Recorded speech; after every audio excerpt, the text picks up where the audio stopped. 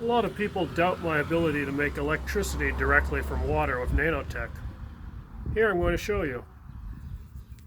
This is just the signal that's developed from the humidity in the air flowing over the cell. Very low power. Now there's two pieces of aluminum foil, and this is nanoionic wood.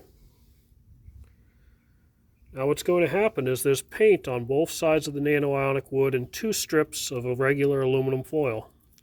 Watch what happens when water comes into the equation.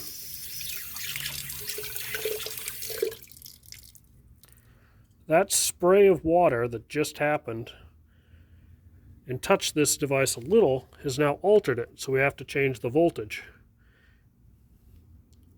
From those tiny little fluctuations of microvolts stray, it's now gone up to 0.2 volts.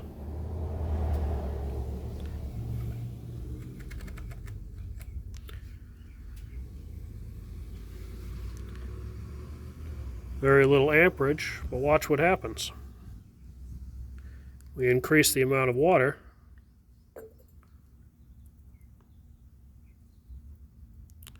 The amperage returns. The water is directly related to and causing the amperage and voltage in this water battery.